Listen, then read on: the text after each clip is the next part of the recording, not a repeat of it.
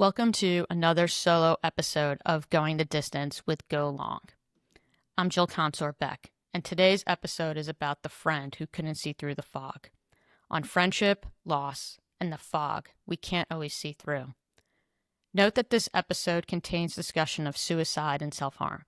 If you or someone you know is struggling with suicidal thoughts, please reach out for help. In the U.S., contact the 988 Suicide and Crisis Lifeline by calling or texting 988 or chat online at 988lifeline.org. You're not alone.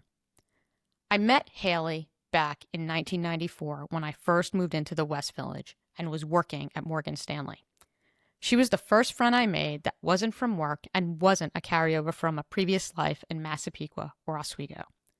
We met at some concert at Irving Plaza. She came with someone I worked with, and I went with a friend from work too.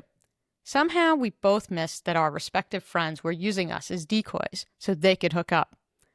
Left to our own devices that night, we became fast friends and attended our fair share of matzo balls over those next few years. And if you know, you know. Haley was finishing law school and working part-time at a firm while I was trying to build my career at Morgan Stanley. We'd work long days and then be on the phone nightly for about an hour talking about whatever was on our minds. Weekends meant going out together. Haley definitely attracted the guys, and I was the wingman. There were Thursday nights at Down the Hatch in the Village with our growing friend group, movies on summer weekends because theaters were the only places with decent air conditioning. When Haley passed the bar exam and officially added ESQ after her name, we celebrated big time. She'd worked so incredibly hard for that moment. One night, after I had canceled on Haley a couple of Friday nights in a row because I was exhausted from work, she chastised me. It had put her in a bind to find other plans at the last minute, she said. And I'll just remind you that this was the 90s, so mobile phones and texting wasn't a thing, so it was hard to reorganize on the fly. So the next time we made plans, tired or not, I pushed through. We were at dinner, and I was so exhausted that I face-planted into my mashed potatoes. No joke, it actually happened. The bar became, "But Jill, were you so tired that you fell asleep in your mashed potatoes?" That became our running joke. There were lots of shenanigans with the two of us. One time, these two guys were talking to us in a bar, and one of them was clearly trying to impress Haley. And like any good partners in crime, we had a code on when we were not interested in the person's chatting us up. So he says, quote, "Oh, I have this great story. Do you want to hear it?" End quote. I don't know what came over me, but I just deadpanned, "No." And the guy just started to talk and then stopped himself and looked stunned. Simultaneously, Haley spit up her drink. Needless to say, if there was any interest from these guys, it was now gone. Mission accomplished. I could still hear her laugh as I'm recording this. I'm simultaneously laughing and sad as I reminisce about this. Haley joked that even as a native New Yorker, she couldn't navigate south of 14th Street, where I lived. It took her a good 15 or 20 tries to figure out how to get to my apartment, 2 blocks away from the subway.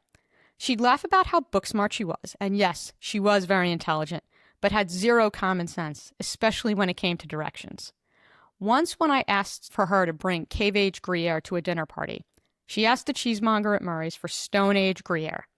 The confused look he gave her became another one of our many inside jokes. Over the years, our friendship continued to evolve. When Haley met her future husband, our dynamic didn't miss a beat. The friend group just continued to expand. We took swing dancing classes, tried salsa dancing, attempted cooking classes, though Haley never really took to those, and went clubbing. She loved club music and hip-hop, and I was hopelessly stuck in the 80s, but it didn't matter. There were dinner parties in our cramped apartment, lots of laughs, great times with some mischief thrown in for good measure. As the 90s rolled into the 2000s, Haley got married. I was in the wedding and we did all the things.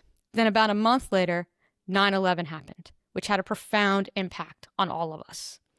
A few months later, I met the future hubs on vacation in Greece, and soon after that, I moved to Seattle with no idea I'd still be here almost 23 years later. Initially, I was coming back to New York 4 or 5 times a year, so our friendship didn't suffer immediately. But things changed around the time the hubs and I got married. We planned a destination wedding well in advance to give people notice. Haley was strangely quiet about her plans, which was out of character. Even at my bachelorette party 6 weeks before, she was cagey about when she was flying out, where she was staying, and how she and her husband would get there since they didn't drive, and I was trying to sort out shuttle options for them. I sensed something was up. 2 weeks before the wedding, Haley left me a voicemail to tell me she wasn't coming. She didn't feel comfortable being away the Friday before Memorial Day weekend, she said. Given the depth of our friendship, I was devastated. She promised to make it up to me, but I didn't understand how you do that at such a big moment in someone's life. The trust felt broken, and I started to pull back. My visits to New York also started to become more focused on family, which coincided with changing how I spent my time there. We addressed it briefly. Haley said she didn't feel comfortable pulling away from her law firm for even one day, despite her tenure. It seemed hollow, especially given how she'd always expected loyalty and commitment from me. We could agree to disagree, but something fundamental had shifted. When social media emerged, we were friends on Facebook, but I had moved on. I was building my life in Seattle with the Hubs and processing the loss of that friendship while making new ones. A few years later, I left social media entirely for like 7 years because I felt it was too toxic. When I started Go Long, I had to return, as that's where my target demographic lives. Spoiler alert, it's still a toxic cesspool. But through that second foray onto Facebook, Haley and I reconnected. She knew the Hubs and I traveled a lot, so she'd ask for recommendations over DM. Then in January, she asked to chat. It was the first real conversation we'd had in almost 18 years. We reminisced and laughed about the past, while also catching up on the present. Haley was dealing with a rough work situation, but nothing that seemed out of the ordinary given the current state of the market. She was working with a life coach and spending time doing creative writing, so things seemed to be looking up. Haley was picking my brain about leaving corporate, particularly about starting Go Long. I told her it was more than just the work piece. It was about finding purpose through taking care of myself, getting outside, spending time with the Hubs, friends, and family. Yes, working on something meaningful is fulfilling, but the point was incorporating activities outside of work that gave life purpose. Looking back on that call, I remember her looking tentative and scared. She was taking notes about what I was saying. I told her she could do this. She'd endured harder things when we were younger. When I found out that she lost her battle with depression, what I heard from mutual friends was that she had lost hope for her future. She was seeing a mental health professional at this point, that this happened on 9/11, a day already heavy with loss and grief for me. Felt like this was well planned, as it is a rough day for everybody in New York. It makes me profoundly sad that Haley reached a point where the loss of hope felt significantly heavier than any optimism for what could come next, even while receiving increased mental health assistance. Haley never felt good enough in various aspects of her life and constantly compared herself to others. There's imposter syndrome, which many of us experience, and then there's something deeper. After being forced out of her firm of 27 plus years, her identity as a lawyer felt shattered. It wasn't about money. It was about how could she possibly start something anew. But putting the pieces together is harder when it seems that you're limited by what someone chooses to share. It's difficult to know when someone is just down on their luck versus dealing with something more serious. In my experience, when someone is determined to end their pain, you're not going to get in their way. You're only going to delay them. Haley conceded victory to her opponent, in this case depression, and it's certainly our loss. I found out on Friday late afternoon and spent Saturday morning out paddleboarding. It was good to have an hour to process this in solitude. This was a person who was my ride or die for the better part of 12 years. In one sense, I mourned the loss of our friendship back in 2006. But this obviously has brought a different layer of grief that's very hard to articulate. Is it truly the full closure of an era in my life that was so formative? I really don't know. My feelings vacillate between sadness, tragedy, and bafflement.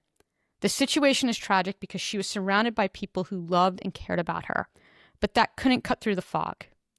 She had so much going for her, but she couldn't see past her current circumstances to imagine hope and joy on the other side. The upside of this tragedy is that I've reconnected with a number of people I hadn't been in touch with for over a decade or more. We've shared our sorrow, but also found ourselves laughing about the hijinks we got ourselves into all those years ago. Maybe not Broad City level, but some questionable life choices that seem both ridiculous and precious now. September is National Suicide Prevention Month. Use this opportunity to reach out to someone you haven't connected with in a while. Take a break from social media. Connect in real life. While I'm under no illusions that I could have prevented what happened, the whole thing makes me profoundly sad that a brilliant, funny, and beautiful woman couldn't see through the fog that clarity might be waiting on the other side. Haley, I hope you found the peace you were looking for. You were loved more than you knew, and you will be missed. Remember, it's your life. Go the distance. Go long.